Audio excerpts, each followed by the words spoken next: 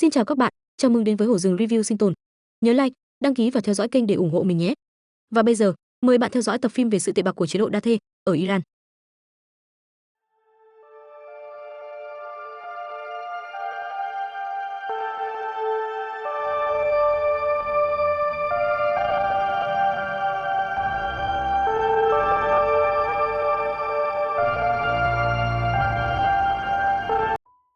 Để duy trì cuộc sống, Mina từng làm việc ngắn hạn tại một trại cá, kiếm được một khoản thu nhập rất ít ỏi.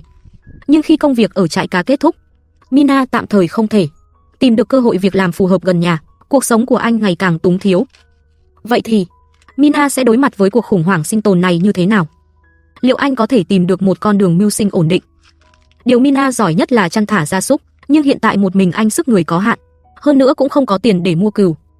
Tuy nhiên, người ta thường nói, dựa núi sống nhờ núi, dựa sông sống nhờ sông.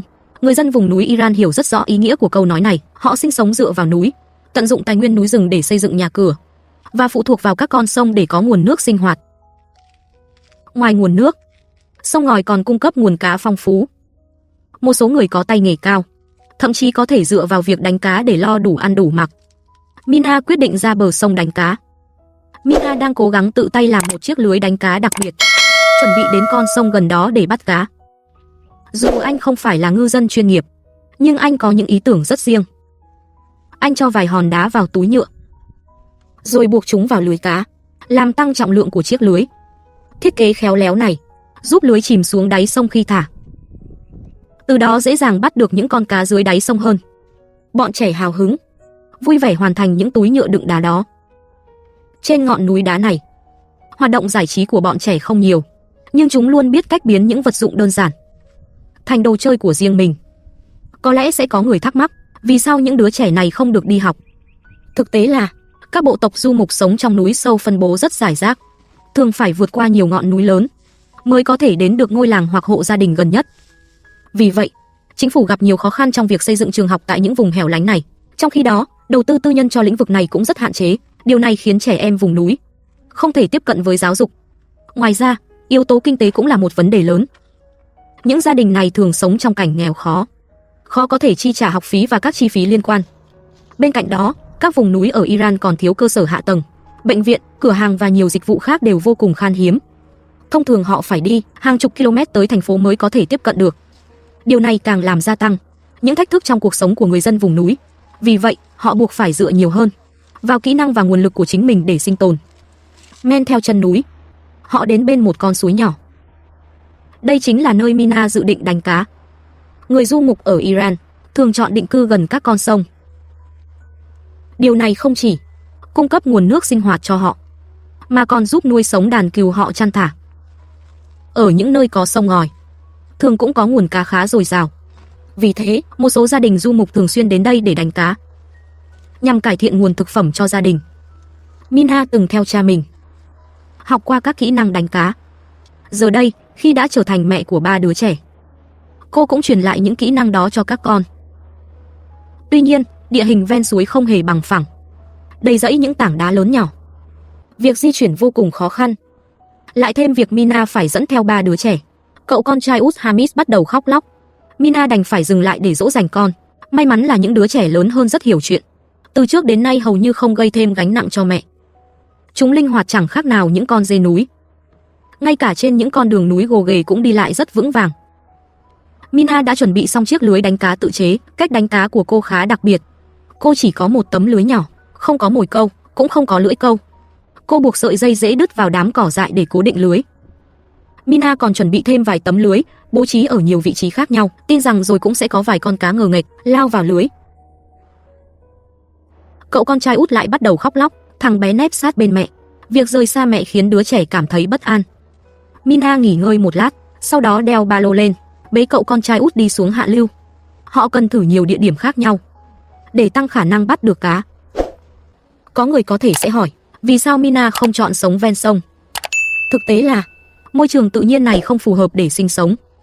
Bởi khi mực nước sông dâng cao, nhà cửa có thể bị ngập. Mina cố gắng, trong hoàn cảnh khó khăn, tạo cho các con một tuổi thơ vui vẻ.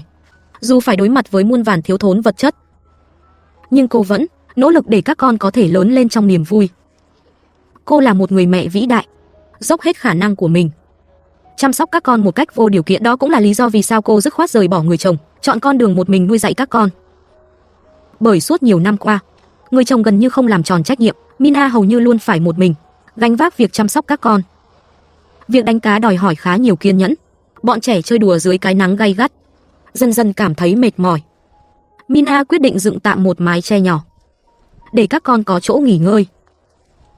Dù cậu con trai út lại bắt đầu khóc, nhưng chị gái vì không muốn mẹ phiền lòng đã nhường em chơi trước. Cô chị rất hiểu chuyện, luôn cố gắng không làm mẹ thêm vất vả. Nhìn em trai chơi đùa vui vẻ, chị gái cũng cảm thấy hạnh phúc. Mina lấy từ trong ba lô ra một ít lương khô. Đó là thức ăn mà ông chủ ở trại cá trước đây đã cho họ. Dù bọn trẻ ăn không được bao nhiêu, nhưng khi đói, những món ăn này vẫn có thể giúp chúng tạm thời lót dạ. Bọn trẻ đôi khi tranh giành thức ăn, thỉnh thoảng cũng khiến mẹ phiền lòng, nhưng Mina luôn chia phần một cách công bằng, đảm bảo mỗi đứa trẻ đều có phần ăn. Nếu bạn thấy video này hay và hữu ích, đừng ngần ngại để lại bình luận bên dưới để chúng Mina nhóm lên một đống lửa nhỏ, rồi múc nước từ dòng sông, chuẩn bị đun nước pha trà. Trong văn hóa du mục của Iran, việc pha trà là một truyền thống quan trọng. Dù trong hoàn cảnh nào, họ cũng luôn sẵn sàng một ấm trà để có thể thưởng thức bất cứ lúc nào.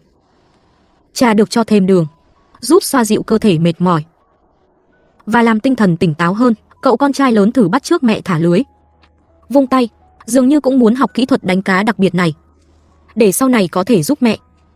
Dù đã thử nhiều lần, nhưng cậu bé vẫn luôn thất bại, dây thừng cứ quấn vào chân em. Có lẽ em cần lớn thêm một chút nữa mới có thể thuần thục được kỹ năng này. Cậu con trai út cảm thấy mệt mỏi, lặng lẽ ngủ thiếp đi dưới mái che nắng. Mẹ luôn ở bên cạnh em, điều đó khiến em cảm thấy an tâm. Mặt trời dần dần ngả về tây, Mina chuẩn bị thu lại các tấm lưới. Quả nhiên đã có thu hoạch. Một con cá nhỏ, cỡ chừng 3 ngón tay, đã mắc trong lưới. Dù con cá không lớn, nhưng bọn trẻ vô cùng vui mừng, vì hôm nay chúng đã có cá để ăn. Hơn nữa vẫn còn vài tấm lưới đang chờ được thu ở khu vực thượng nguồn. Mina thu dọn đồ đạc, điệu cậu con trai út vẫn đang say ngủ, chuẩn bị quay trở về nhà. Mặt trời chậm rãi lặn xuống, họ phải về đến nhà trước khi trời tối. Mina dẫn các con quay lại theo con đường cũ, băng qua bãi đá lộn xộn. Bọn trẻ bước đi hết sức cẩn thận, vì những hòn đá trơn trượt rất dễ khiến chúng ngã. Mina quay lại nơi vừa thả lưới trước đó, bắt đầu thu lại từng tấm lưới, kiểm tra thành quả của ngày hôm nay. Họ đã bắt được thêm vài con cá nhỏ ở hạ lưu, chỉ cần bắt thêm vài con cá nữa tối hôm nay sẽ được đảm bảo. Chiếc lưới cá được kéo lên, một con cá nhỏ mắc kẹt trong lưới. Con cá tuy nhỏ nhưng rất khỏe, đủ để mang lại cho các con một bữa tối đầy đủ. Mina tiếp tục thu chiếc lưới khác, nhưng điều khiến cô thất vọng là chiếc lưới này hoàn toàn trống rỗng, không phải lúc nào cũng may mắn bắt được cá. Mina vẫn tiếp tục cố gắng, phía trước vẫn còn lưới của cô đang chờ. Lần này, nỗ lực của cô đã được đền đáp. Cô phát hiện 2 con cá cùng lúc mắc vào lưới. Mina vui mừng cho 2 con cá vào túi. Hôm nay có thể kết thúc công việc rồi. Mina thu dọn lại lưới cá. Bọn trẻ đã đói là rồi. Cả ngày hôm nay chúng chỉ ăn chút bánh mì và đồ ăn vặt. Nhìn thấy cá mẹ bắt được, chúng không chờ được nữa, muốn nếm thử ngay. Mina giúp các con rửa sạch cá, sau đó xiên cá vào một que gỗ nhỏ. Có vẻ như bữa tối hôm nay sẽ là cá nướng. Mina rắc gia vị lên cá, khiến chúng trở nên thơm ngon hơn. Sau đó cô nhóm lên đống lửa trại và nướng cá chín. Sau một khoảng thời gian, những con cá trở nên vàng óng, hấp dẫn. Vài con cá nướng nhỏ ăn kèm bánh mì, tạo thành bữa tối của họ. Gia đình Mina đã trải qua một ngày vui vẻ. Những ngày sắp tới sẽ ra sao? Xin hãy tiếp tục theo dõi video tiếp theo của chúng tôi.